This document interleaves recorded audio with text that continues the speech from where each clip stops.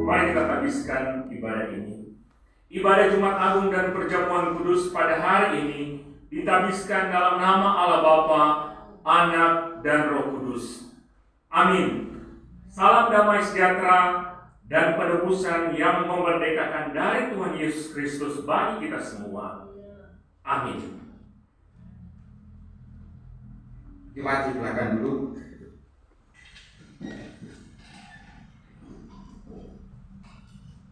Kisah salib Kristus adalah kisah kasih yang ajaib, kasih yang agung di Golgota yang senantiasa menggetarkan hati kita dan membangkitkan kasih kepada Allah. Mari kita masyhurkan namanya, pujikan dan tinggikan Tuhan Allah kita yang penuh kasih dan rahmat, kasih yang ajaib.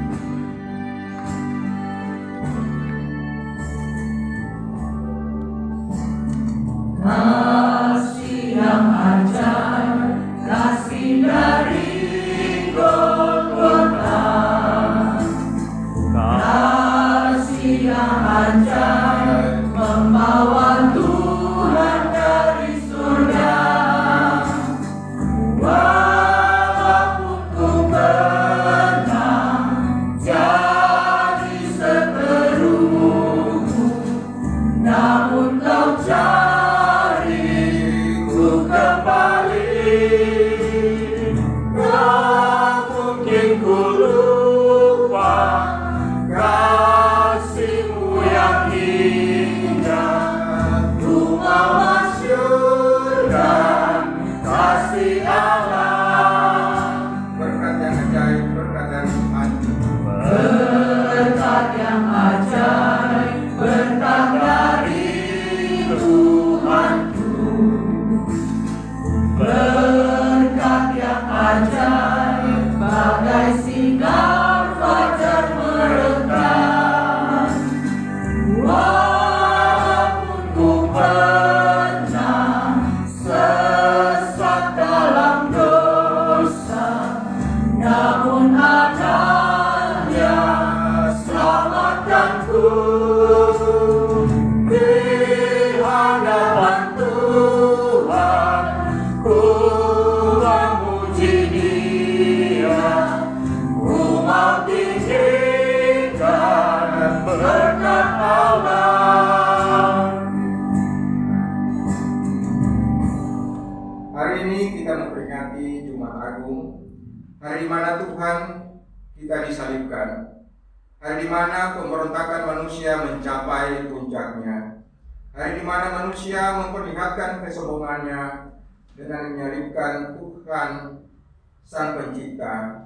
Mari kita merenungkan akan pengorbanan Kristus, jalan salib yang harus dilalui sampai Dia tergantung di kayu salib. Yesaya 53 ayat 2 sampai dengan yang ke-7 kita akan baca saling bertanggapan. Sebagai taruk ia tumbuh di hadapan Tuhan, dan sebagai tunas dari tanah kering. Ia tidak tampan dan semaraknya pun tidak ada, sehingga kita memandang dia, dan rupa pun tidak, sehingga kita menginginkannya. Ia dihina dan dihindari orang, seorang yang penuh kesengsaraan dan yang biasa menderita kesakitan. Ia sangat dihina sehingga orang menutup mukanya terhadap dia, dan bagi kita pun dia tidak masuk hitungan. Tetapi sesungguhnya penyakit kitalah yang ditanggungnya, dan kesengsaraan kita yang dipikulnya. Padahal kita mengira dia kena tulah, dipukul dan ditindas Allah. Tapi dia tertikam oleh pelanggaran kita, dia diremukkan oleh karena kejahatan kita, dan jalan yang mendatangkan keselamatan bagi kita ditimpakan kepadanya, dan oleh bilur-bilurnya kita menjadi sembuh. Kita sekalian sesat seperti domba, masing-masing kita mengambil jalannya sendiri. Tetapi Tuhan telah menimpakan kepadanya kejahatan kita sekalian. Dialah sama-sama. Dia tetapi dia membiarkan diri ditindas dan tidak membuka mulutnya seperti anak domba yang dibawa ke pembantaian. seperti induk domba yang teduh di depan orang-orang yang menggunting bulunya. Ia tidak membuka mulutnya. Mari kita menghayati akan kesengsaraan Yesus.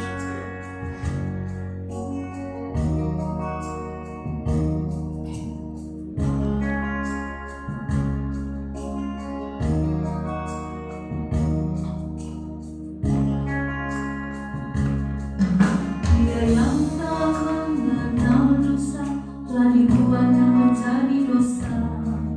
Dia yang tak mengenal dosa rela mati tebus dosaku, supaya di dalam Dia semua kita manusia dapat dibenarkan oleh Bapa.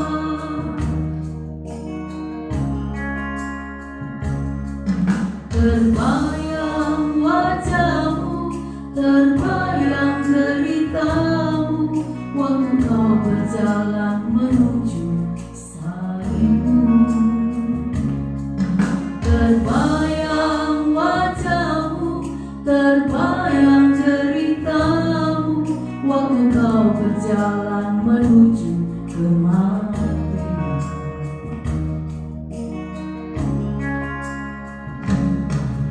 Eloi, Eloi, lama sabachthani. Bapa, Bapa, mengapa kau tinggalkan aku?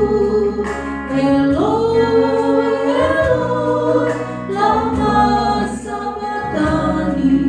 Bapa, Bapa, mengapa kau tinggalkan aku? Kata Yesus sebelum Dia mati di bukit Golgota.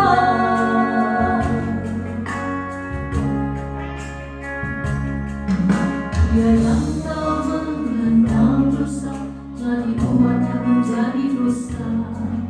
Dia yang tak mengenal dosa rela mati tebus dosaku, supaya di dalam Dia semua kita manusia dapat dibenarkan oleh Bapa.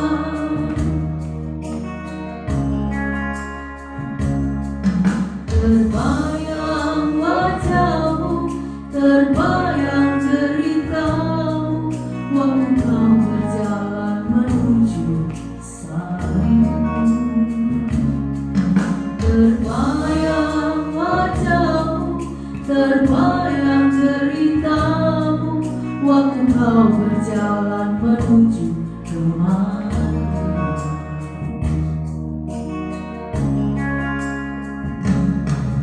Eloi, Eloi, lama sabachthani.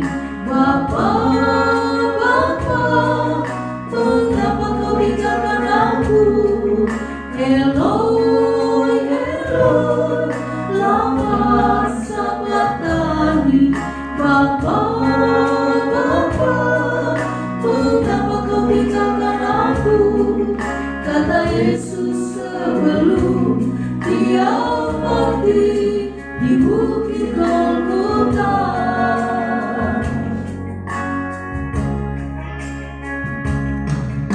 Eloi, Eloi, lama sabachthani. Bapa, Bapa, mengapa kau tinggalkan aku? Eloi, Eloi, lama sabachthani. Bapa, Bapa, mengapa kau tinggalkan aku? Kata Yesus sebelum Dia mati di bukit Golgota. Kata Yesus sebelum Dia mati di bukit Golgota.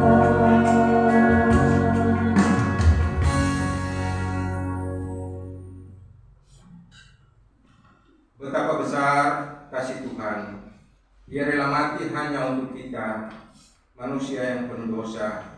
Ia menebus dosa kita, dosa keangkuhan kita, kesombongan kita, kejahatan kita, ketidaktaatan kita, kekerasan hati kita, pemberontakan kita, iri dengki, kebohongan, bahkan menipu, semua ada di dalam pengampunannya. Bersama kita pujikan pujian Kepala yang berdarah.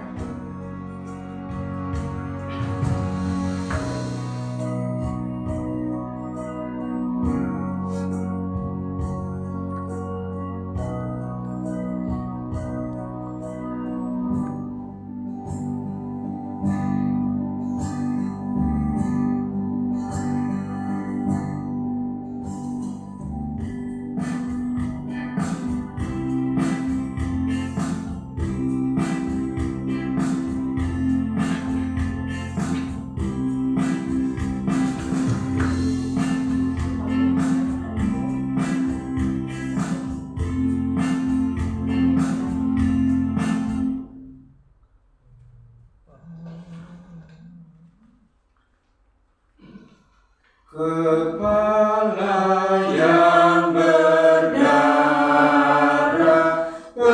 tertunduk dan sedih, penuh dengan sengsara dan luka yang pedih, mesti mahkota menghina harkat-Mu. Kau patut kukagumi, terima hormat-Mu. Oh wajah yang mulia, oh wajah yang mulia, yang patut disembah dan layak menerima pujian dunia, sekarang diludahi, dihina, dicerca, disiksa, dilukai, yang salah siapakah yang Kau tanggung? Ya Tuhan yang Kau tanggung, yaitu salahku, dosaku telah Kau gantung di kayu salib-Mu. Oh kasihani daku yang harus dicela, ampunilah hamba-Mu, beri anugerah. Jemaat yang dikasihi Tuhan, mari kita datang mengaku dosa di hadapan Tuhan. Mari kita datang dengan sungguh-sungguh bahwa kita adalah orang-orang yang tadinya harus dimurkai Tuhan, binasa, tetapi kasih Tuhan besar dalam hidup kita. Secara pribadi, mari kita datang kepada Tuhan.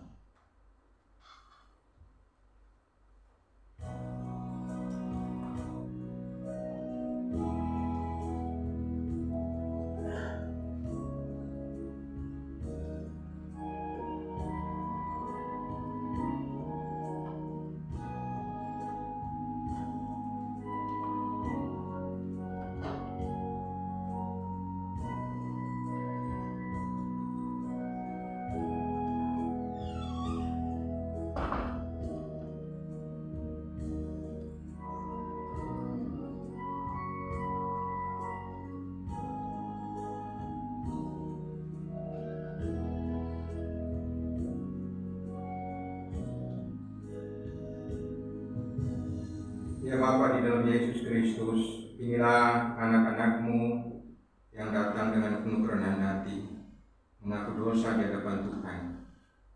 Kami mengakui bahwa kami adalah orang-orang yang patut binasa, tetapi karena kasih dan kemurahan Tuhan, kasih setia-Mu tak pernah ada batasnya, sehingga kami memperoleh pengampunan dari Tuhan. Terima kasih Bapa untuk kebaikan, untuk kemurahan-Mu yang selalu nyata di dalam kehidupan ini. Baharui dan kasihani kami Bapa. Hanya di dalam nama Yesus kami berdoa dan kami bersyukur. Amin.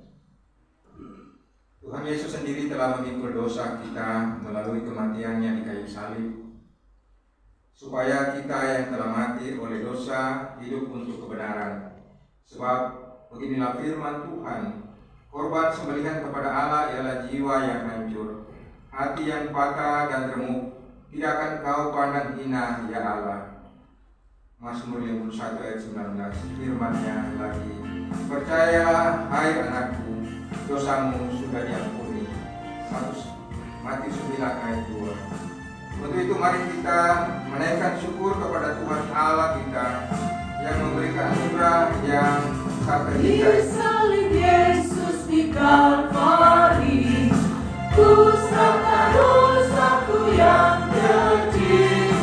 Oleh darah-Nya aku bersih, puji nama-Nya,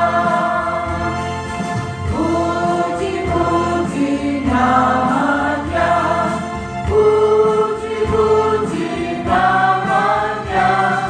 Oleh darah-Nya aku bersih, puji nama-Nya.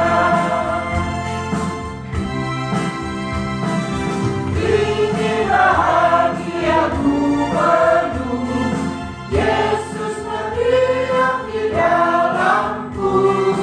Sungguh usahaku ditebus, puji nama-Nya, puji-puji nama-Nya, puji-puji nama-Nya. Oleh darah-Nya aku bersih, puji nama-Nya. Darahnya sumber air mata.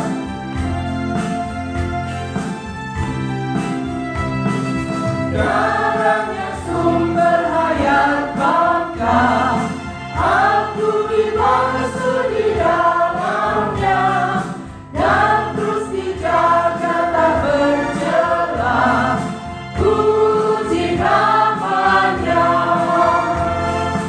puji-puji nama-Nya, puji-puji nama-Nya.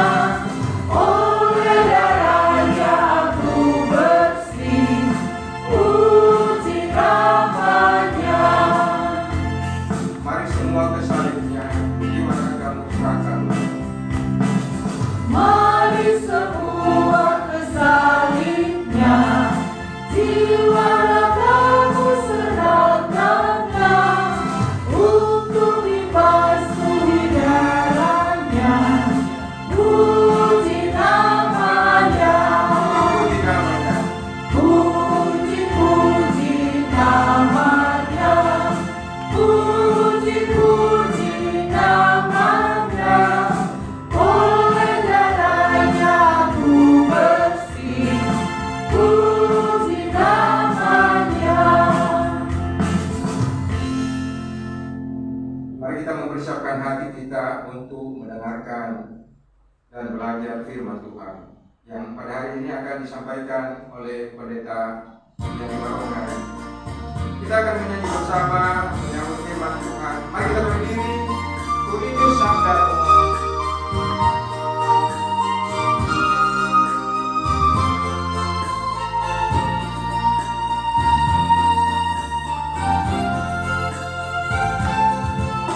Ku rindu sabdamu, ku rindu firman-Mu, firman Tuhan Yesus yang heran dan berkuasa, memberi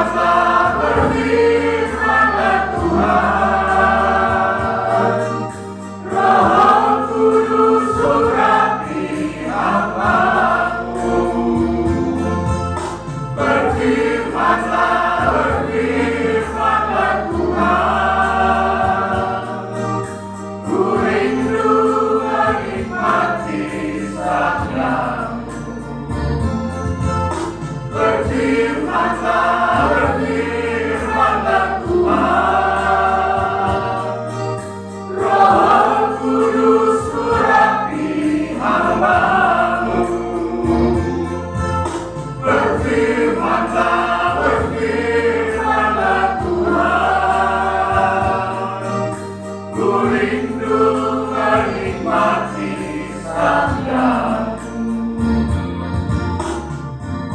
Mari berdoa. Tibalah saatnya kami akan membaca dan merenungkan firman-Mu, menikmati firman-Mu. Biarlah Tuhan memberkati kami semua, memampukan hamba-Mu dalam menyampaikan. Terima kasih Tuhan, Engkau Tuhan Yesus firman yang hidup, berbicaralah kepada kami. Dalam nama-Mu Tuhan Yesus kami berdoa. Amin. Silakan duduk.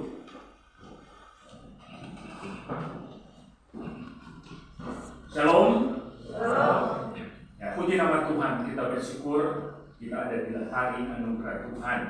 Kita boleh ada di hari Jumat Agung, di mana kita boleh mengalami karya Kristus, karya penebusan lewat pengorbanannya di kayu salib. Nah, saudara yang dikasihi Tuhan Yesus Kristus, pada waktu Yesus terpaku di kayu salib, ada 7 kalimat penting yang diucapkan oleh Tuhan Yesus yang merupakan kalimat-kalimat terakhir sebelum Ia mati. Kalau kita membuka bagian-bagian akhir Injil menuliskan itu. Yang pertama, perkataan pertama adalah ucapan pengampunan. Yesus berkata, "Ya Bapa, ampunilah mereka sebab mereka tidak tahu apa yang mereka perbuat." Ucapan pengampunan. Kemudian ucapan kedua adalah ucapan keselamatan. Kita ingat Yesus berkata kepada seorang penjahat di sebelah Tuhan Yesus. Yesus berkata, "Aku berkata kepadamu, sesungguhnya hari ini juga engkau akan bersama-sama dengan aku di Firdaus." Dan saya percaya ini juga perkataan bagi kita. Dikala kita percaya Dia sebagai Tuhan dan Juru Selamat, maka saat itu juga kita ada bersama-sama dengan Dia. Kemudian perkataan yang ketiga adalah ucapan kasih. Yesus berkata kepada Maria ibunya dan kepada Yohanes, "Ibu, inilah anakmu, inilah ibumu." Kemudian ucapan keempat yang menjadi bagian tema kita yaitu Eli, Eli lama sabachthani, yang artinya Allahku, Allahku, mengapa engkau meninggalkan aku. Ini merupakan ucapan penderitaan rohani yang harus ia tanggung. Kemudian perkataan kelima adalah ucapan penderitaan jasmani. Yesus berkata apa? "Aku haus." Kemudian keenam adalah ucapan kemenangan. Yesus berkata, "Sudah selesai." Berarti karya penebusan Yesus sudah selesai dan sempurna dikerjakannya. Dan yang terakhir, ucapan penyerahan nyawanya ke tangan Bapa. Yesus berkata, "Ya Bapa, ke dalam tanganmu kuserahkan nyawaku." Nah, saudara yang dikasih Tuhan Yesus Kristus, 7 perkataan salib ini, ucapan ini menenun satu gambaran tentang karya Kristus, karya keagungan dari Sang Penebus kita, mengungkapkan kebesaran rencana penebusan Allah bagi umat manusia, bagi saya dan saudara, di mana Kristus berkarya di kayu salib, mati ganti kita. Ini juga mencakup karya yang agung dari Tuhan, di mana kuasa jahat dihentakkan dengan apa yang Tuhan lakukan. Maut telah dikalahkan, juga merupakan ungkapan dari kasih, bahwa kasih Allah itu yang luar biasa menjadi bagian kita. Saudara yang dikasih Tuhan, di hari ini Jumat Agung kita akan melihat ungkapan atau perkataan Yesus yang keempat, yaitu Eli, Eli lama sabachthani. Mari kita membaca 2 bagian Injil yang menulis hal itu. Yang bisa tampilkan di layar. Yang pertama adalah Matius 27 ayat 46. Matius 27 ayat 46 yang berisi ungkapan perkataan Tuhan Yesus ini. Dan mari kita membaca bersama-sama Matius 27 ayat 46. Kita baca sama-sama Matius 27 ayat 46. Kira-kira jam 3 berserulah Yesus dengan suara nyaring, "Eli, Eli lama sabachthani." Artinya, "Allahku, Allahku, mengapa engkau meninggalkan aku." Ayat paralel dengan bagian ini itu Markus 15 ayat 34. Di situ ditulis, "Dan pada jam 3 berserulah Yesus dengan suara nyaring, 'Eloi, Eloi lama sabachthani,' yang berarti, 'Allahku, Allahku, mengapa engkau meninggalkan aku.'"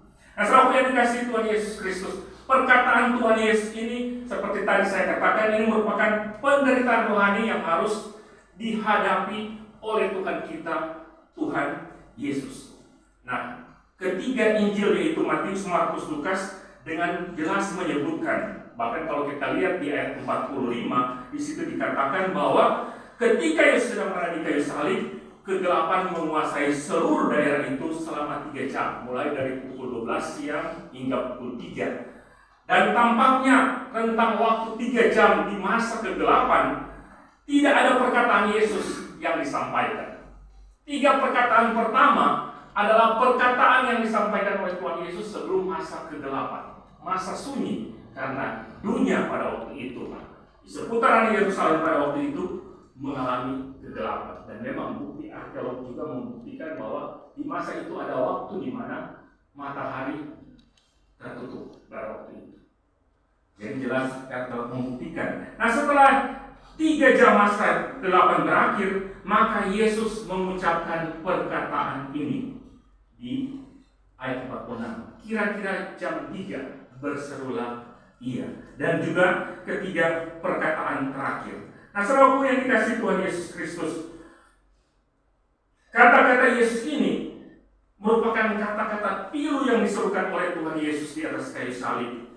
Tidak lama sebelum ia menyerahkan nyawanya, sebelum ia mati di kayu salib. Dan bukan kebetulan, kata-kata ini sebenarnya juga adalah merupakan menggenapi nubuatan. Kalau orang baca dalam Mazmur 22 ayat 2, inilah kalimat yang disampaikan oleh Tuhan Yesus. 1000 tahun sebelum Yesus lahir, kalimat ini sudah disampaikan oleh pemazmur. Mazmur 22 ayat 2. Allahku, Allahku, mengapa engkau meninggalkan aku? Aku berseru tetapi engkau tetap jauh dan tidak menolong. Ini luar biasanya. Nubuatan itu sudah disampaikan 1000 tahun dan Tuhan Yesus mengatakan itu kembali di kayu salib. Nah, ada beberapa hal yang kita akan perhatikan dengan pernyataan dari Tuhan Yesus ini, perkataan Tuhan Yesus ini. Yang pertama kita lihat, siapakah yang meninggalkan Yesus? Siapakah yang meninggalkan Yesus pada waktu Yesus di kayu salib? Nah, saudara yang dikasihi Tuhan, dari kata-kata Yesus jelas bahwa di atas salib ia ditinggalkan oleh Allah. Karena jelas, mengapa engkau meninggalkan aku? Tapi Allah yang mana yang meninggalkan Yesus? Ini memang diperdebatkan dalam ilmu teologi. Masalahnya adalah kita mengenal adanya Tritunggal, 3 pribadi, Bapa, Putra, dan Roh Kudus. Tapi juga ada konsep inkarnasi atau Allah menjadi manusia yang kita sering rayakan di hari Natal, juga mengatakan bahwa sewaktu pribadi kedua yaitu anak menjadi manusia, maka ia tetap Allah. Sehingga dalam satu pribadinya berdiam kealahan dan kemanusiaan Yesus. Atau yang sering kali orang tahu, Yesus itu 100% Allah dan 100% manusia. Jadi pertanyaan bagi kita, apakah pribadi pertama Tritunggal Bapa yang meninggalkan Yesus sebagai Allah manusia, atau Allah anak Allah yang meninggalkan Yesus sebagai manusia? Ini pertanyaan yang bisa kita pikirkan dan kita renungkan. Sebab sebagian orang percaya pandangan yang kedua, bahwa anak Allah meninggalkan Yesus sebagai manusia. Pandangan ini sesungguhnya kurang tepat, tidak tepat, karena jika ini yang terjadi, berarti bahwa yang tertinggal di kayu salib hanyalah hakikat manusia. Hanyalah hakikat manusia Yesus yang mati di kayu salib. Dan konsekuensi ini sangat besar, di mana itu berarti juga bahwa Yesus mati hanya sebagai manusia saja. Dan kalau Yesus mati hanya sebagai manusia saja, maka penebusan yang ia lakukan tidak bisa mempunyai kuasa yang tidak terbatas.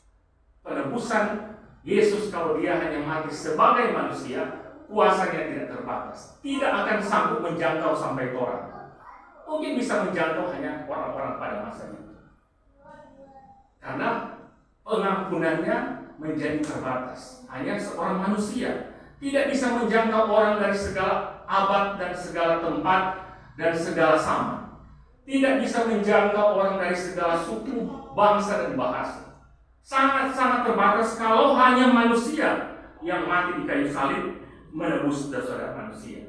Dan itu pemazmur juga sudah bilang begini. Di Mazmur 49 ayat 8 dan 9. Ini saya boleh tampilkan. Mazmur 49 ayat 8 dan 9. Mazmur 49 ayat 8 dan 9 ditulis begini. Tidak seorang pun dapat membebaskan dirinya atau memberikan tebusan kepada Allah ganti nyawanya. Karena terlalu mahal harga pembebasan nyawanya dan tidak memadai untuk selama-lamanya. Atau terjemahan lain mengatakan, tak seorang manusia pun bisa menebus nyawa orang lain atau memberikan kepada Allah tebusan untuk dia. Tebusan untuk suatu nyawa sangat mahal, tak ada pembayaran yang bisa mencukupi. Jadi jelas ayat ini mau mengatakan bahwa manusia tak bisa menebus manusia lain. Manusia tidak bisa menggantikan manusia lain, apalagi menggantikan seluruh manusia yang ada di dunia ini. Jadi seandainya Yesus mati hanya sebagai manusia saja, maka ia tidak bisa menebus dosa kita. Kalau Yesus hanya mati waktu ia sebagai manusia, dia tidak akan sanggup menebus kita. Apalagi kita sudah 2000 tahun kemudian ada di tengah-tengah dunia ini. Dengan demikian pandangan yang paling tepat adalah bahwa pribadi pertama dari Allah Tritunggal, yaitu Bapa, meninggalkan pribadi kedua dari Tritunggal, Yesus Kristus atau Anak, dalam keadaannya sebagai Allah dan manusia. Jadi Allah Bapa sebagai pencipta meninggalkan Allah Anak sebagai penebus. Ini berarti apa? Ada keterpisahan antara Bapa dan Anak Yesus Kristus di antara pribadi-pribadi Tritunggal. Apakah ini berarti bahwa Allah Tritunggal menjadi bubar? Ini memang harus dipahami dengan iman. Ini memang pergumulan yang tak terpecahkan. Tetapi baiknya pandangan ini adalah Kristus betul-betul memikul hukuman dosa sebagai Allah dan manusia. Kalau bukan dia sebagai Allah, maka tidak akan sanggup dia menanggung dosa-dosa manusia. Bayangkan harus menanggung dosa seluruh umat manusia.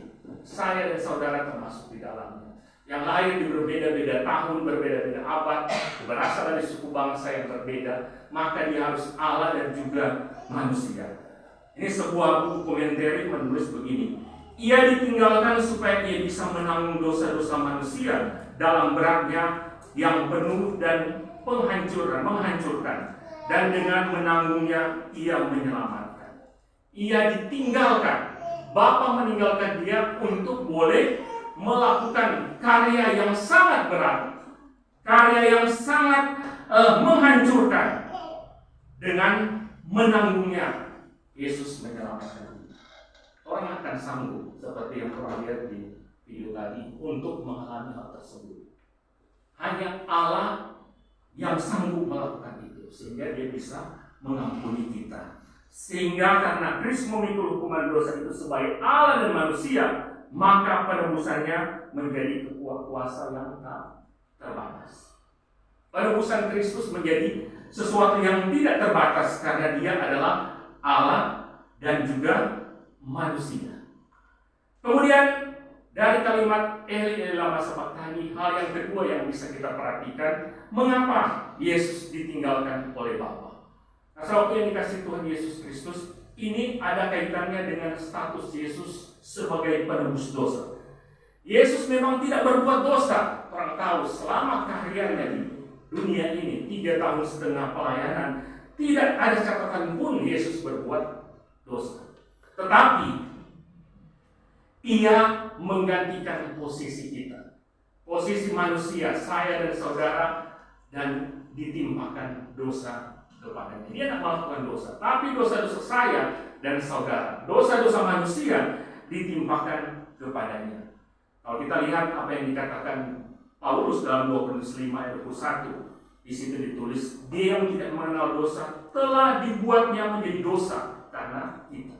Yesus tidak mengenal dosa, tidak berbuat dosa, telah ditimpakan, dibuatnya menjadi dosa supaya dalam dia kita dibenarkan oleh Allah. Orang manusia ini yang berdosa, tetapi Yesus harus menggantikan kita untuk kita boleh ditebus. Nah, saudara yang dikasihi Tuhan, maka posisi dan kondisi Yesus ketika dia di kayu salib, dia di hadapan Allah bukan lagi sebagai anak yang terkasih yang berkenan kepadanya, melainkan sebagai pribadi yang harus menanggung dosa kita. Dia adalah pribadi waktu dia di kayu salib. Dia pribadi yang menanggung dosa kita karena dosa manusia ditaruh kepadanya, ditimpakan kepadanya. Di pihak lain, Allah adalah kudus. Dan sifat ini tidak memungkinkan dia untuk bersatu dengan dosa, berhubungan dengan dosa. Itu yang lama sudah ditulis di Habakuk, ditulis begini. Matamu terlalu suci untuk melihat kejahatan dan engkau tidak dapat memandang kelaliman. Jadi Allah yang kudus itu tidak mungkin bersatu dengan dosa karena dia suci dan kudus. Karena itu saat Yesus tampil di hadapan Bapa sebagai perwakilan orang yang berdosa, perwakilan saya dan saudara, maka kekudusannya tidak memungkinkan untuk tetap bersatu dengan Yesus. Maksudnya kekudusan Allah tidak memungkinkan untuk bersatu dengan kekudusan Yesus yang ditimpakan dosa. Sehingga Bapa harus meninggalkan Yesus, karena itulah Yesus berseru, Eli Eli lama sabachthani. Orang pun sehingga di masa saat ini karya terbesar sudah Tuhan alami, sehingga dikala kita berbuat dosa kita pun tidak bisa mendekat kepada Allah. Sehingga tetap ada waktu kita lewat Roh Kudus diingatkan kita berdosa, kita harus minta ampun kepada Tuhan. Karena Allah yang kudus tidak mungkin bersatu dengan ketidakkudusan. Sama dengan apa yang dikatakan dalam Yesaya 59 ayat 2. Tetapi yang merupakan pemisah antara kamu dan Allahmu ialah segala kejahatanmu, dan yang membuat dia menyembunyikan diri terhadap kamu sehingga ia tidak mendengar ialah segala dosamu. Ini yang mungkin menyebabkan mengapa ada doa-doa kita, ada kerinduan-kerinduan kita yang Tuhan belum jawab. Mungkin ada dosa yang menghambat kehidupan kita.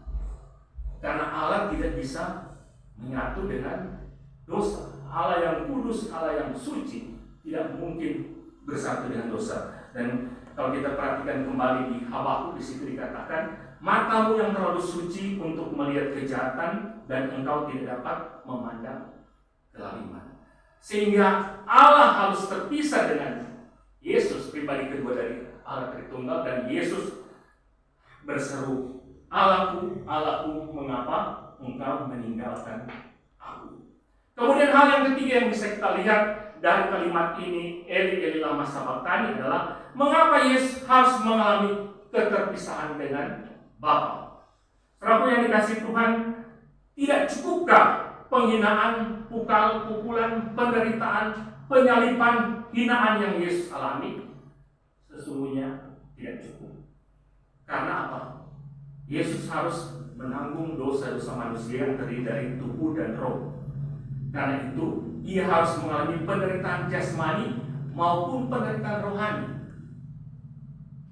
Karena pada waktu Yesus di kayu salib, itulah penderitaan rohani yang harus dia tanggung. Penderitaan jasmani dia sudah alami. Dari awal dia dihina, diolok-olok, ditangkap, dan seterusnya. Tapi puncaknya yang paling besar, dia harus menghadapi penghinaan rohani. Supaya kita pun manusia ini yang terdiri dari jiwa dan roh juga penebusan boleh berlaku bagi kita semua. Nah, sahabat yang dikasihi Tuhan Yesus Kristus, Yesus harus mau memikul hukuman dosa kita. Ia harus mau mengalami keterpisahan supaya saya dan saudara ditulis.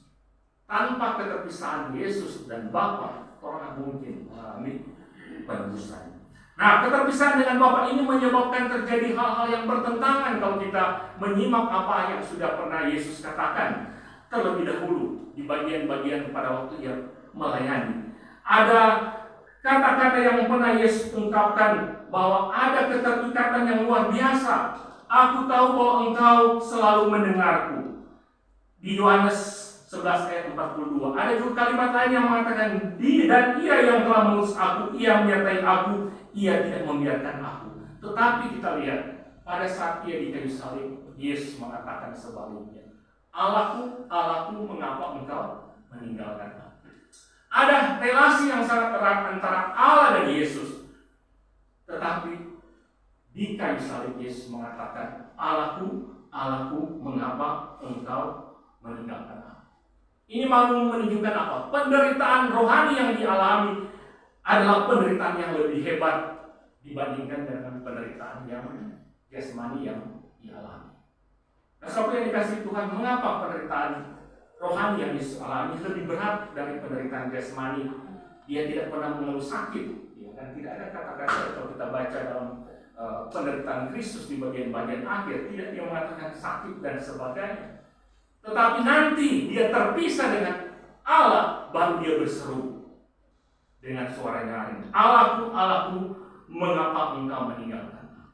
Ini adalah penderitaan yang hebat, karena ini merupakan penderitaan rohani yang dialami oleh Tuhan Yesus. Kalau kita di masa kini, kita boleh melihat sebenarnya yang lebih berat kalau orang menderita rohani, terputus hubungan dengan Allah, dibandingkan dengan orang yang menderita sakit jasmani. Ada seringkali yang orang dengarkan, so periksa sana sini secara medis, nyata ada yang ditemukan sakit, tapi mungkin dia bermasalah secara rohani. Penderitaan jasmani, orang kasih obat ini, tindakan ini, tindakan itu, mungkin bisa cepat sembuh. Tapi kalau dia menderita secara rohani, ini sangat berat.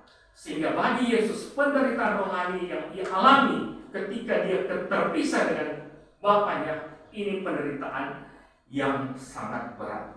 Di samping itu, ini menjadi penderitaan yang sangat berat karena kita tahu Yesus sangat dekat dengan Bapaknya, tetapi sekarang ia terpisah. Kalau orang semakin mendekat dengan Tuhan, maka kita akan sangat menderita kalau terpisah dengan Tuhan. Orang yang sebiasa rajin masuk gereja, tiba-tiba ada di tempat yang mungkin tidak bisa masuk gereja, orang akan sangat berat menghadapi hari. Kecuali orang yang menderita lagi mengalami sakit secara rohani, ya biar dia lebih jauh dari Tuhan, mungkin lebih mengenakan bagi dia. Tapi kalau orang dekat dengan Tuhan kita, kalau orang bangun pagi dan berdoa, maka orang akan merasakan hal yang jauh menjalanikannya. Kalau orang membaca Alkitab, maka orang akan merasa jauh kehidupan kita. Ini penderitaan yang berat bagi Yesus. Dia sangat dekat dengan Bapa di surga, tapi dia harus terpisah, sehingga dia harus berseru, Eli, Eli, lama sabachthani. Kemudian ini penderitaan yang paling hebat, karena Yesus ditinggalkan justru di puncak penderitaannya, yaitu pada saat ia menderita di kayu salib. Coba bayangkan orang yang lagi menderita luar biasa, kemudian ditinggalkan oleh orang-orang yang dikasihi. Pasti penderitaan kita akan semakin berat. Dan ini dialami oleh Yesus. Di saat dia mengalami penderitaannya di kayu salib, Bapaknya meninggalkannya. Nah, saudara yang dikasihi Tuhan Yesus Kristus, Yesus selalu merasakan kehadiran Bapaknya, tetapi pada saat ia menderita secara luar biasa dan mau mati, justru ia ditinggalkan oleh Bapa. Karena ini jelas bahwa pada waktu Yesus mengalami ketakutan di Getsemani, kita ingat ketika Yesus berdoa di Getsemani, taman Getsemani, saya bukan penderitaan fisik yang dia takutkan, tetapi penderitaan rohani ini yang dia takutkan. Terpisah dari Bapa. Bapa meninggalkannya. Kalau penderitaan fisik dia bisa tanggung, tapi penderitaan rohani ini sangat berat, dia harus terima ini, sehingga dia harus berseru dalam kepiluannya, Allahku, Allahku, mengapa engkau meninggalkan aku? Nah, saudara yang dikasihi Tuhan, tapi yang luar biasa, dengan kepiluan yang luar biasa dialami Tuhan Yesus yang mengalami keterpisahan dengan Allah, maka saya dan saudara orang yang berdosa, yang sesungguhnya terpisah dengan Allah dan tidak mempunyai hubungan dengan Allah karena dosa, maka diperdamaikan dengan Allah. Orang ini yang harusnya terpisah karena dosa-dosa yang telah lakukan, tapi orang dibangun kembali relasi dengan Allah. Mari kita membaca 2 Korintus 5 ayat 18 sampai 21. 2 Korintus 5 yang saya boleh tampilkan ayat 18 sampai 21. Dan semuanya ini dari Allah yang dengan perantaraan Kristus telah mendamaikan kita dengan dirinya, dan yang telah mempercayakan pelayanan pendamaian ini kepada kami. Ayat berikut. Sebab Allah mendamaikan dunia dengan dirinya oleh Kristus dengan tidak memperhitungkan pelanggaran mereka. Ia telah mempercayakan berita pendamaian itu kepada kami. Berikut. Jadi kami ini adalah utusan-utusan Kristus akan Allah menasihatkan kamu dengan perantaraan kami. Dalam nama Kristus kami meminta kepadamu, berilah dirimu didamaikan dengan Allah. Dan terakhir ayat 21, Dia yang tidak mengenal dosa telah dibuatnya menjadi dosa karena kita, supaya dalam Dia kita dibenarkan oleh Allah. Puji Tuhan, manusia yang berdosa boleh didamaikan dengan Allah. Saya dan saudara yang berdosa boleh didamaikan dengan Allah karena pengorbanan Kristus di kayu salib. Sehingga di hari Jumat Agung ini diingatkan lagi bagi kita semua, sudahkah kita secara pribadi berdamai dengan Allah? Kita mungkin sudah berkali-kali sesuai dengan umur kekristenan kita merayakan Jumat Agung. Ini yang paling inti. Apakah saudara sudah didamaikan dengan Allah? Ingatlah, sebaik apapun kehidupan saudara, kalau saudara belum didamaikan dengan Allah, maka di hadapan Allah, saudara adalah musuh Allah. Sebaik apapun hidup kita, kalau kita belum berdamaikan dengan Allah, maka kita adalah musuh Allah. Sehingga mari kita datang kepada Tuhan Yesus sebagai Tuhan dan Juru Selamat, supaya kita boleh didamaikan dengan Allah. Kalau kita sudah didamaikan dengan Allah, maka ada kepastian bahwa kita akan diselamatkan. Walaupun mungkin setelah didamaikan ada dosa-dosa yang terus terjadi, tapi hal yang paling utama, kita sudah dibenarkan. Itulah karya Kristus, itulah pembenaran Kristus. Saudara yang dikasihi Tuhan Yesus Kristus, karena Yesus sudah mengalami keterpisahan dengan Bapa saat Dia mati di kayu salib, sehingga kita yang sudah datang kepada Yesus, mengaku dosa-dosa kita, dan menerima Dia sebagai Tuhan dan Juru Selamat, maka berita sukacita, kita sudah diperdamaikan dengan Allah. Tidak bisa lagi mengalami keterpisahan dengan Allah, baik di dunia ini maupun dalam kekekalan. Asal orang ini sudah didamaikan dengan Allah di dalam kehidupan kita secara pribadi. Tidak ada yang sanggup memisahkan kita dari kasih Kristus. Mari kita membaca Roma 8 ayat 31 dan seterusnya. Saya boleh tampilkan di depan. Roma 8 ayat 31. Ini pengharapan kita yang sudah didamaikan dengan Allah. Sehingga apapun yang dihadapi di dunia ini, orang tidak akan takut. Ayat 31, sebab itu apakah yang akan kita katakan tentang semua itu? Jika Allah di pihak kita, siapakah yang akan melawan kita? Ayat 32. Ia yang tidak menyayangkan anaknya sendiri, tetapi yang menyerahkannya bagi kita semua, bagaimana mungkin Ia tidak mengaruniakan segala sesuatu kepada kita bersama-sama dengan Dia? Ini janji Tuhan menjawab doa-doa kita. Ayat yang ke-33, siapakah yang akan menggugat orang-orang pilihan Allah? Allah yang membenarkan mereka, siapakah yang akan menghukum mereka? Ayat 34, Kristus yang telah mati, bahkan lebih lagi yang telah bangkit, yang juga duduk di sebelah kanan Allah, yang malah menjadi pembela kita. Orang boleh baca juga ayat lain, tapi sampai sini. Yesus yang akan menjadi pembela kita di situasi-situasi sulit yang mungkin saya dan saudara hadapi sebagai orang yang sudah didamaikan dengan Allah. Tapi ada Kristus yang akan membela kita. Saudaraku yang dikasihi Tuhan, sebaliknya bagi mereka yang tidak mau percaya dan meresponi karya pendamaian Kristus, maka kata-kata yang disampaikan oleh Tuhan Yesus itu akan menjadi kata-katanya di saat akhir kehidupannya. Kata-kata Allahku, Allahku, mengapa engkau meninggalkan aku? Ini akan menjadi kata yang pilu bagi mereka yang tidak datang kepada Kristus di masa hidupnya.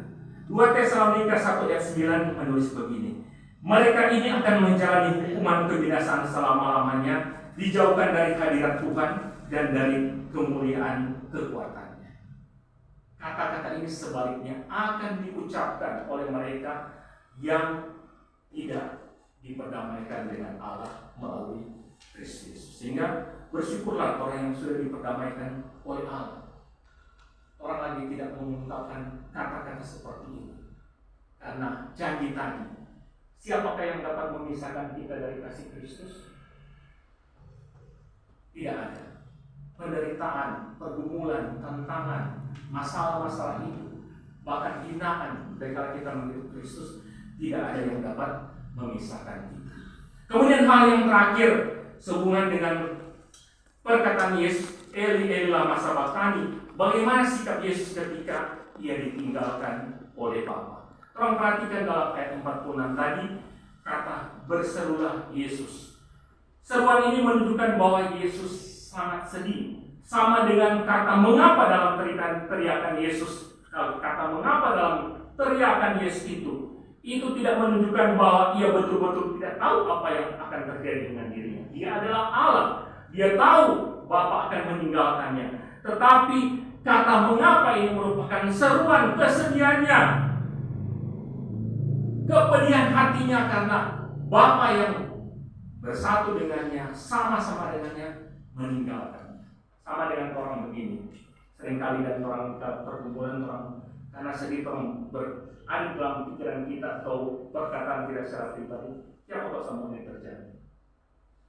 Ini ungkapan kesedihan. Mengapa kita mesti alami ini? Sama dengan apa yang dikatakan Yesus. Mengapa engkau meninggalkan aku? Mengapa ini harus terjadi?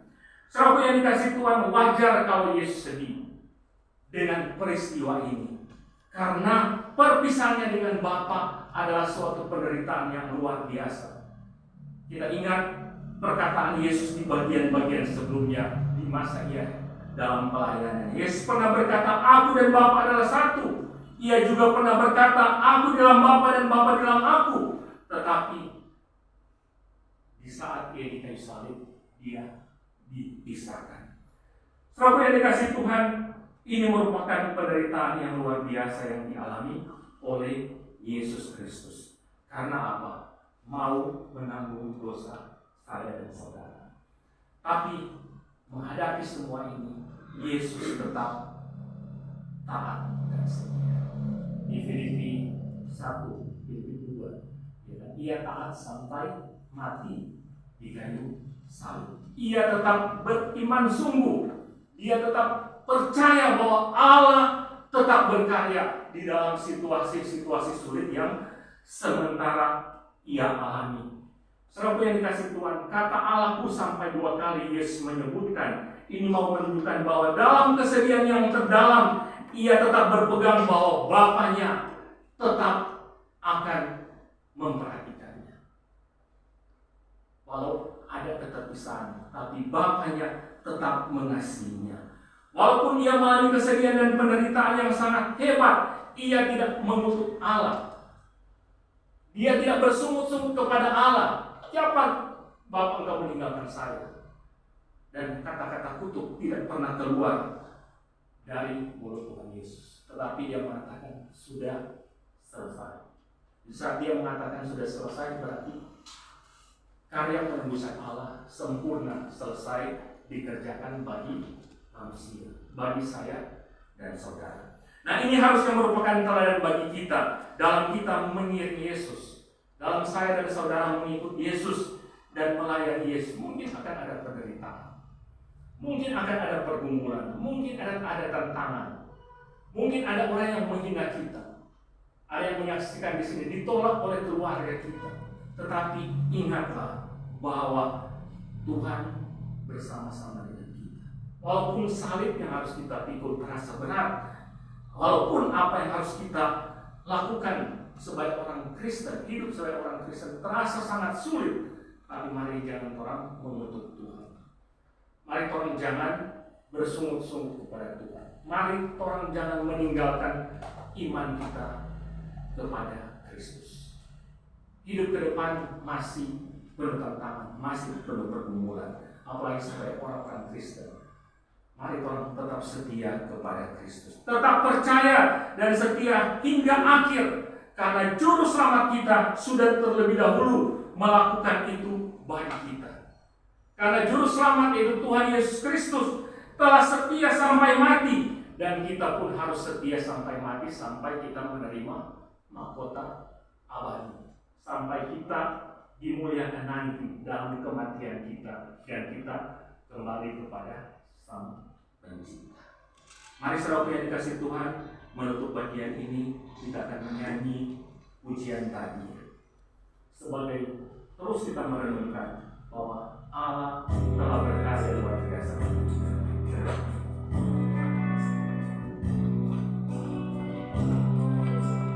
Eloi, Eloi, lama sabachthani, Dia yang tak mengenal dosa telah dibuatnya berdosa.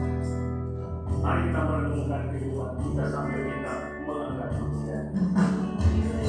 Tak mengenal dosa telah dibuatnya menjadi dosa.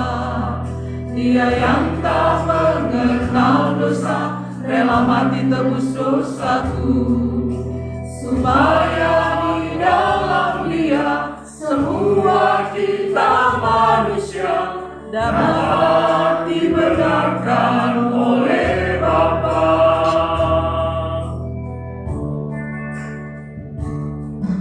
Terbayang wajahmu, terbayang deritamu, waktu kau berjalan menuju salibmu.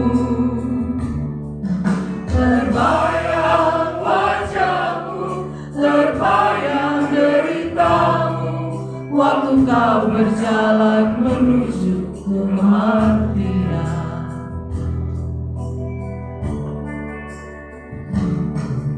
Eloi, Eloi, lama sabachthani.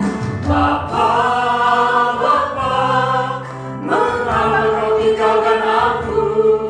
Eloi, Eloi, lama sabachthani. Bapa, Bapa, mengapa kau tinggalkan aku? Kata Yesus sebelum Dia mati di bukit Golgota. Sambil berdiri kita angkat pujian ini. Dia yang tak mengenal dosa telah dibuatnya menjadi dosa. Dia yang tak mengenal dosa rela mati tebus dosaku, supaya di dalam Dia semua kita manusia dapat dibenarkan oleh Bapa.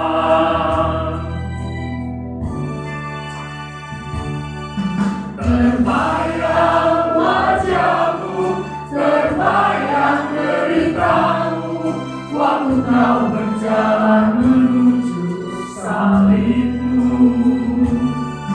Terbayang wajahmu, terbayang deritamu, waktu kau berjalan menuju kematian.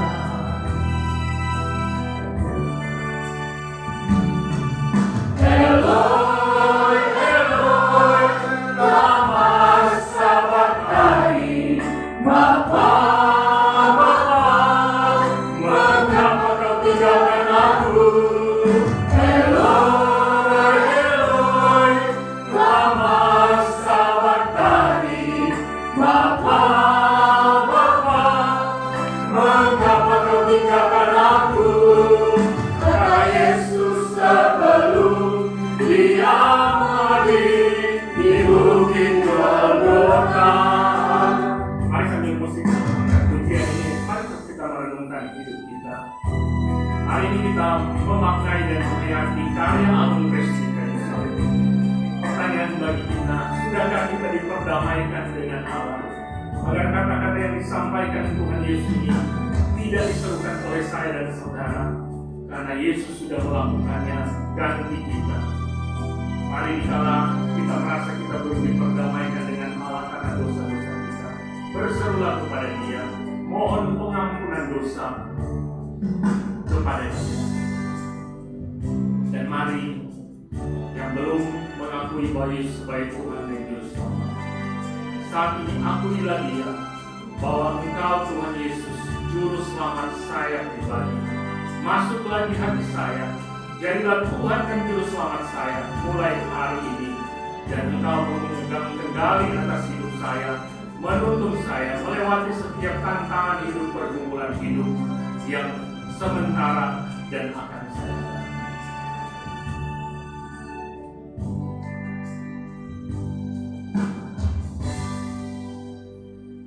Tuhan Yesus, terima kasih untuk karya agung di kayu salib. Engkau berseru, Allahku, Allahku, mengapa engkau meninggalkan aku? Seruan ini harusnya kami manusia sampaikan, tetapi engkau melakukan itu, menggantikan kami, agar kami boleh ditebus, agar kami boleh diperdamaikan dengan Allah. Karena kami harusnya tersalib karena dosa-dosa kami. Kami harusnya mati karena dosa-dosa kami. Tetapi pengorbanan di kayu salib menebus segala dosa kami. Terima kasih Tuhan. Kami memuji-Mu dan memuliakan nama-Mu. Kami mengagungkan-Mu dan meninggikan Engkau. Karya terbesar Engkau lakukan demi saya, demi kami semua. Terima kasih Tuhan. Teguhkan firman-Mu. Hamba-Mu yang terbatas ini, Tuhan menolong dalam menyampaikannya, dan biarlah firman Tuhan terus diberi pengertian oleh Bapa di sorga, oleh Tuhan Yesus dengan tuntunan Roh Kudus untuk kami mengerti dan memahami dan melakukannya dalam hidup kami. Ini doa kami, syukur kami memuji-Mu dan percaya kepada-Mu, Engkau Tuhan dan Juru Selamat kami. Amin. Silakan duduk.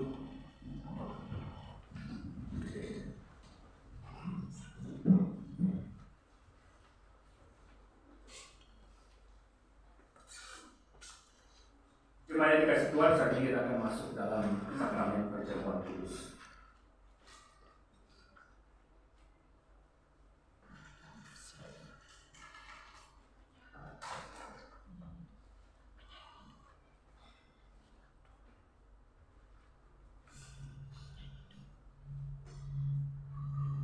Diundang seluruh majelis untuk maju ke depan sambil kita angkat pujian dekat ke salib.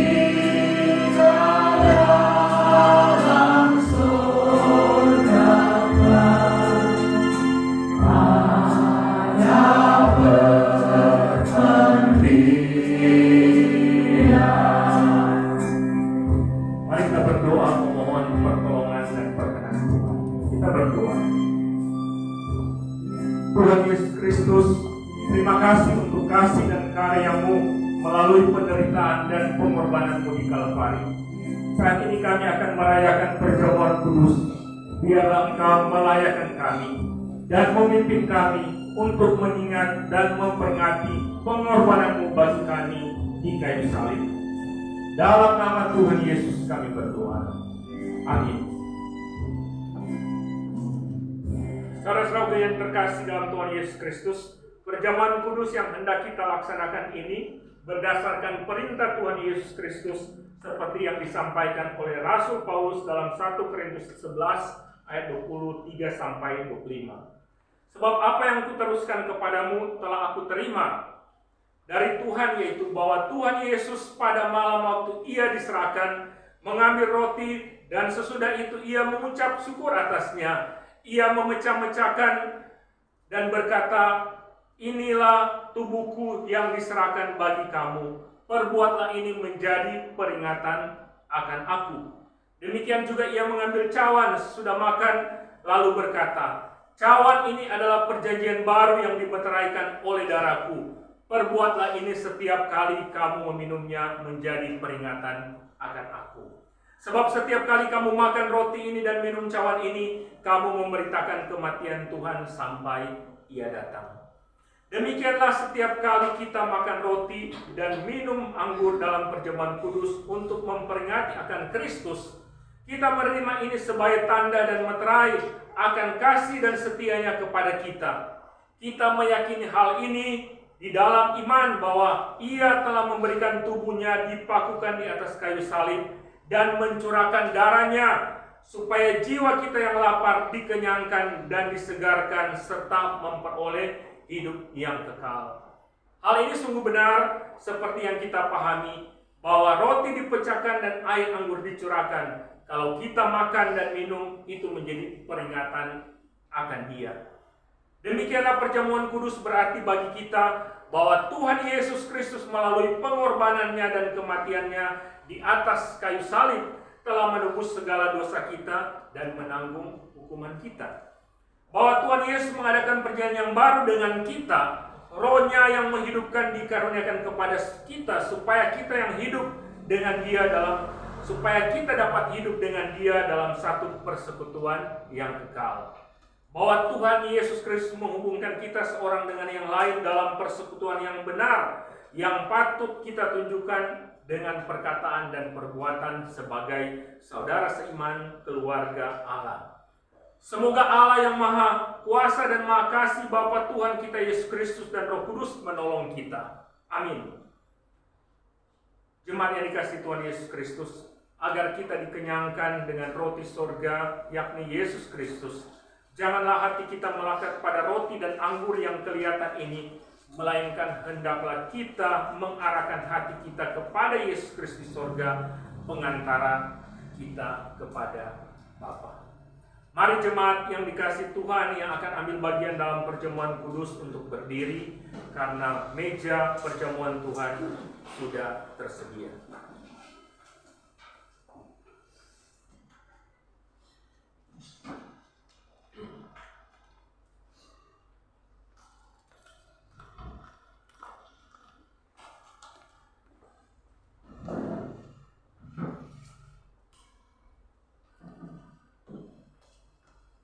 Lukas 24 ayat 46.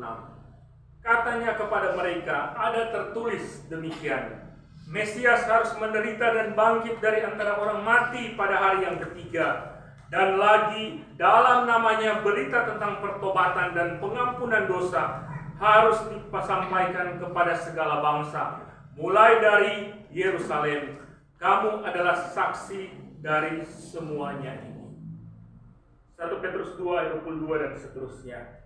Ia tidak berbuat dosa dan tipu tidak ada dalam mulutnya. Ketika ia dicaci maki, ia tidak membalas dengan mencaci maki. Ketika ia menderita, ia tidak mengancam, tetapi ia menyerahkan kepada Dia yang menghakimi dengan adil. Ia sendiri telah memikul dosa kita dalam tubuhnya di kayu salib, supaya kita yang telah mati terhadap dosa hidup untuk kebenaran. Oleh bilur-bilurnya kamu telah sembuh. Siapakah yang percaya kepada berita yang kami dengar, dan kepada siapakah tangan kekuasaan Tuhan dinyatakan? Sebagai taruk ia tumbuh di hadapan Tuhan, dan sebagai tunas dari tanah kering. Ia tidak tampan dan semaraknya pun tidak ada sehingga kita memandang Dia, dan rupa pun tidak sehingga kita menginginkannya. Ia dihina dan dihindari orang, seorang yang penuh kesengsaraan, yang biasa menderita kesakitan. Ia sangat dihina sehingga orang menutup mukanya terhadap dia, dan bagi kita pun dia tidak masuk hitungan. Tetapi sesungguhnya penyakit kita lah yang ditanggungnya, dan kesengsaraan kita yang dipikulnya. Padahal kita mengira dia kena tulah, dipukul dan ditindas Allah. Tetapi dia tertikam oleh karena pemberontakan kita, dia diremukkan oleh karena kejahatan kita. Ganjaran yang mendatangkan keselamatan bagi kita ditimpakan kepadanya, dan oleh bilur-bilurnya kita menjadi sembuh.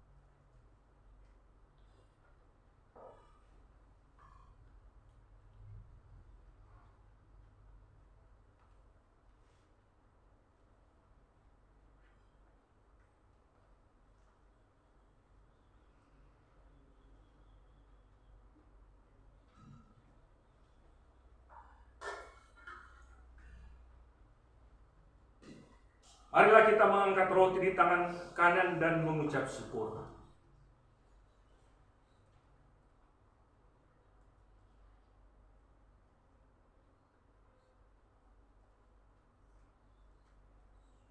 Roti yang dipecahkan ini adalah persekutuan dengan tubuh Kristus. Makanlah.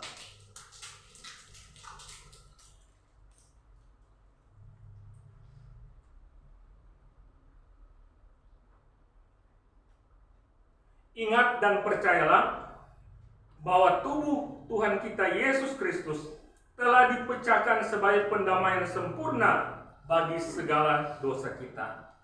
Amin.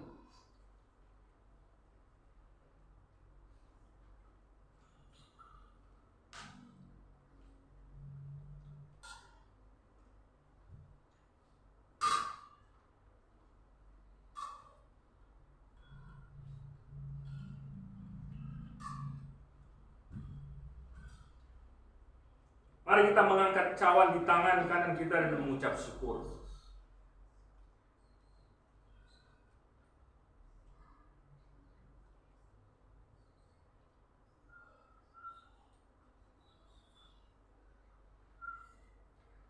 Cawan yang berisi anggur, yang atasnya kita mengucap syukur, ialah persekutuan dengan darah Kristus. Minumlah.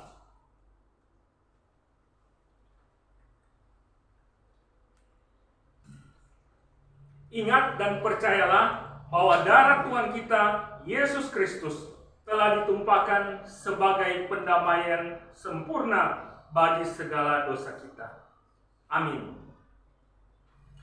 Mari kita akan menaikkan syukur kepada Tuhan dan memuji namanya dengan membaca Mazmur 103 ayat 1 hingga ayatnya keempat. Mazmur 103 ayat 4, mari kita berbalasan. Pujilah Tuhan, hai jiwaku, pujilah namanya yang kudus, hai segenap batinku. Pujilah Tuhan, hai jiwaku, dan janganlah lupakan segala kebaikan-Nya. Dia yang mengampuni segala kesalahanmu, yang menyembuhkan segala penyakitmu. Dia yang menebus hidupmu dari lubang kubur, yang memberkati engkau dengan kasih setia dan aman. Tuhan adalah penyayang dan pengasih, panjang sabar dan berlimpah kasih setia. Tidak selalu yang menuntut dan tidak selama-lamanya yang berbohong. Tidak dilakukannya kepada kita setimpal dengan dosa kita, dan tidak dibalasnya kepada kita setimpal dengan kesalahan kita. Tetapi seringkali dia tersembunyi dan dia besarnya kasih setianya atas orang yang takut. Sejauh timur dari barat, demikian dijauhkannya daripada kita pelanggaran kita. Sama-sama. Seperti Bapa sayang kepada anak-anaknya, demikian Tuhan sayang kepada orang-orang yang takut akan Dia. Dipersilakan dulu. Kita berdoa. Segala puji dan hormat kami naikkan kepadamu Tuhan Yesus Juru Selamat kami, yang telah melayakkan dan berkenan bagi kami merayakan perjamuan kudus, mengingat bahwa Engkau telah berkorban demi keselamatan kami di Kalvari. Tolong kami untuk tidak pernah menyia-nyiakan karya pengorbananmu bagi kami, dengan hidup takut akan Engkau dan memuliakan Engkau. Dalam nama Tuhan Yesus kami berdoa. Amin.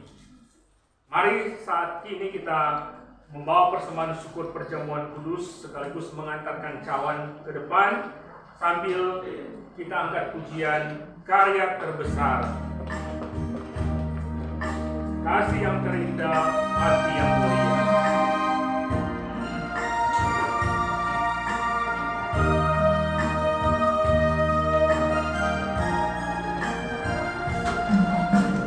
Kasih yang terindah, hati yang mulia, hanya ku temukan di dalam-Mu, Yesusku. Pujian dari hatiku selalu di setiap waktuku, tiada pernah berubah kasih-Mu. Karya terbesar, Karya terbesar dalam hidupku, pengorbanan-Mu yang selamatkanku. Engkaulah harta yang tak ternilai, yang ku miliki dan ku hargai. Yesus, Engkau ku kagumi. karya terbesar, Karya terbesar dalam hidupku, pengorbanan-Mu yang selamatkanku. Engkaulah harta yang tak ternilai, yang ku miliki dan ku hargai. Yesus, Engkau ku kagumi. Yesus Engkau kagumi. Yesus, Engkau ku kagumi. Mari kita berdoa. Benar Engkau yang kami kagumi dalam hidup ini, karena Engkaulah yang berkorban ganti kami, menebus dosa-dosa kami, dan kami boleh dibenarkan di hadapan Allah Bapa di surga. Terima kasih Tuhan untuk karya terbesar bagi kami. Dan terima kasih kami boleh menghayati dan memaknai kematian-Mu Tuhan lewat perjamuan kudus. Terima kasih Tuhan, biarlah Tuhan menolong kami, mampukan kami untuk terus bersemangat menjalani hidup ini. Apapun pergumulan yang sementara kami alami, yang akan kami hadapi, tapi biarlah kami tetap mengikut Engkau, karena itulah keputusan kami. Terima kasih Tuhan, berkati persembahan syukur yang sudah kami diberikan, boleh digunakan dalam pekerjaan pelayanan gereja-Mu. Terpujilah Engkau, segala pujian, hormat, dan kemuliaan hanya bagi Engkau, Tuhan Yesus, Juru Selamat kami. Amin.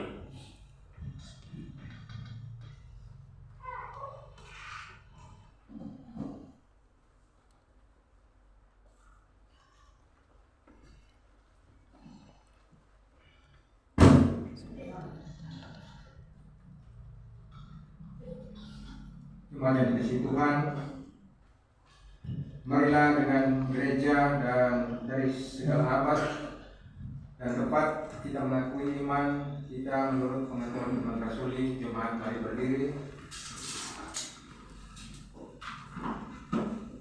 Kita mulai. Aku percaya pada Allah yang kuasa langit dan bumi, dan kepada Yesus Kristus, Anak-Nya yang tunggal Tuhan kita, yang dikatakan daripada Kristus, lahir dari darah Maria, yang menderita sengsara di bawah pemerintahan Pontius Pilatus, disalibkan, mati dan dikuburkan, turun ke dalam kerajaan maut. Pada hari yang ketiga bangkit pula dari antara orang mati, naik ke surga, duduk sebelah kanan Allah Bapa yang Maha Kuasa, dan akan datang dari sana untuk menghakimi orang yang hidup dan yang mati.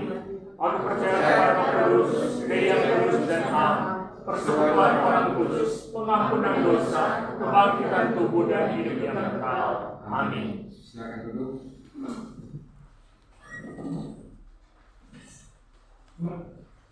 Terpujilah Allah, Bapa yang Maha Baik, yang senantiasa menunjukkan kemurahan-Nya kepada kita. Tuhan sudah memberikan sebuah pemberian terbaik bagi kita yang dikasihi-Nya. Karena itu, marilah kita sekalian yang mengasihi-Nya memberikan pemberian yang terbaik pula baginya. Kita akan memberikan persembahan sambil menyanyikan pujian Rahmat Yesus yang indah.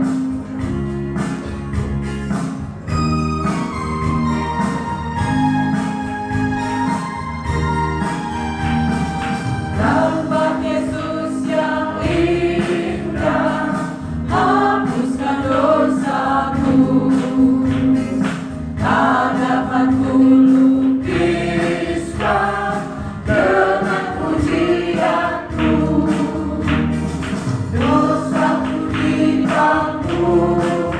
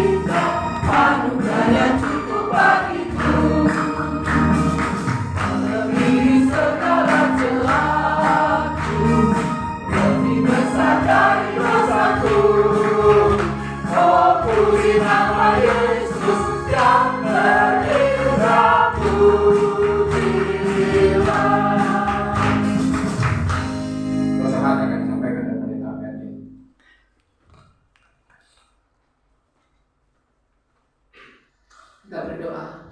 Kami bersyukur di hari ini Tuhan, kami ada di hari yang kami sebut sebagai Jumat Agung. Jumat di mana kami mengingat akan karya kasih-Mu yang besar bagi kami semua. Kalau hari ini kami boleh bersyukur, kami hanya bisa mengenang, merayakan, menikmati Tuhan menghayati.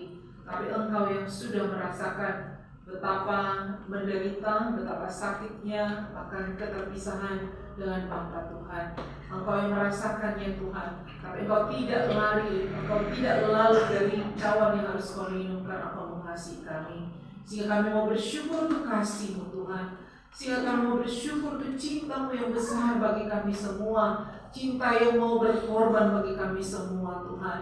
Kami mau bersyukur kepada Tuhan karena besar kasih-Mu, besar derita-Mu, sehingga kami boleh merasakan Tuhan kemenangan, kebebasan oleh karena Engkau yang sudah menebus dan lunas harganya Tuhan di atas kayu salib oleh karena kematian-Mu. Terima kasih, dan biar kami semua diingatkan dengan firman Tuhan, bagaimana merespon dengan kasih-Mu itu dengan makin mencintai Tuhan dan menjadikan Engkau sebagai Tuhan di dalam hidup kami. Mampukan kami Tuhan, Engkau yang menguasai setiap hati kami, hidup kami Tuhan, setiap langkah kami Tuhan, pikiran kami, biar Engkau yang menguasai, sehingga benar-benar Tuhan karya-Mu itu tidak menjadi karya yang sia-sia, karena hidup kami adalah hidup di dalam Tuhan. Terima kasih hamba-Mu yang boleh menyampaikan firman Tuhan.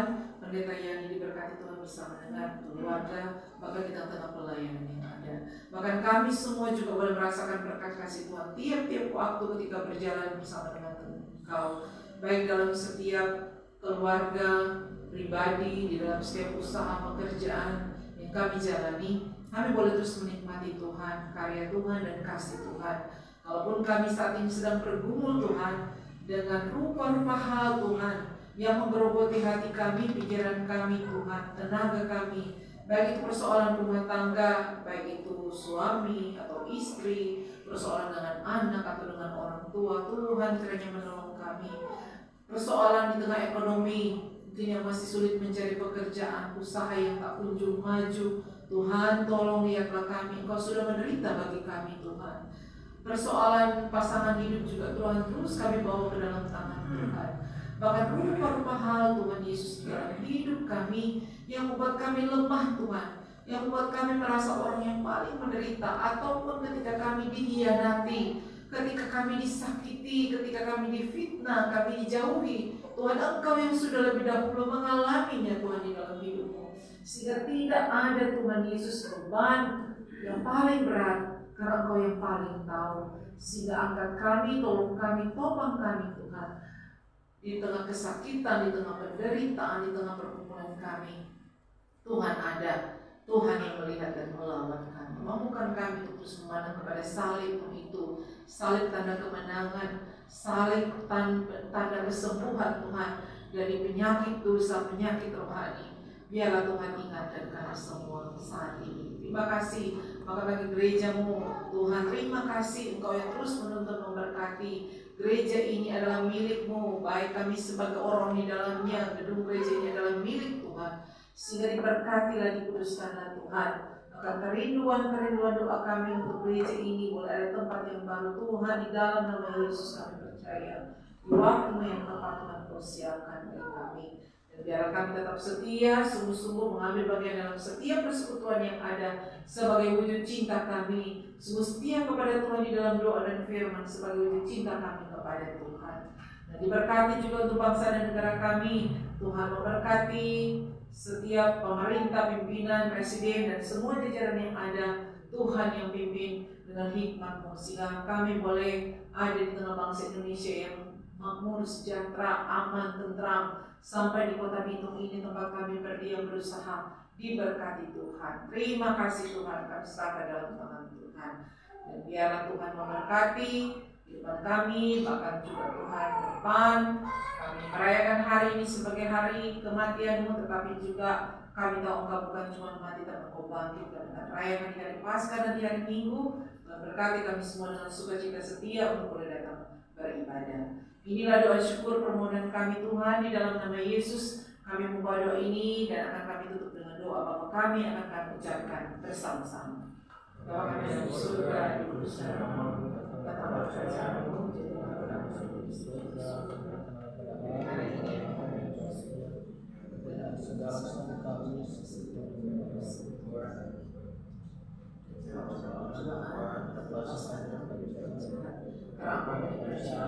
kuasa dan kemuliaan.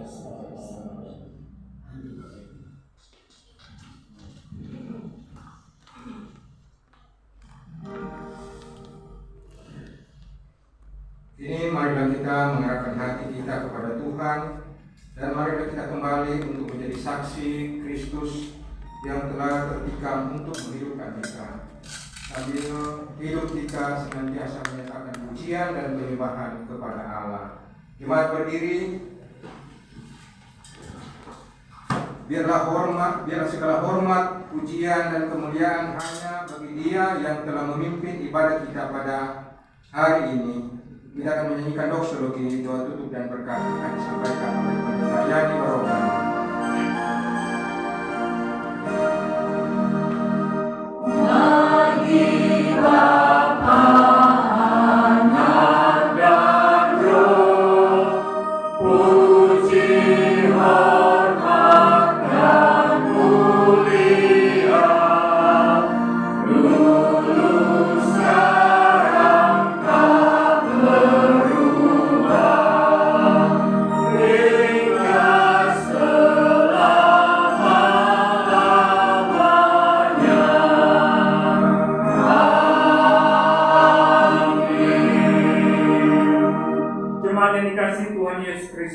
Mari arahkan hatimu kepada Tuhan, angkatlah tanganmu, pergilah dengan damai sejahtera dan terimalah berkat Tuhan.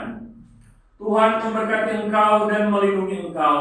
Tuhan menyinari engkau dengan wajah-Nya dan memberi engkau kasih karunia. Tuhan menghadapkan wajah-Nya kepadamu dan memberi engkau damai sejahtera sekarang ini sampai selama-lamanya. Amin.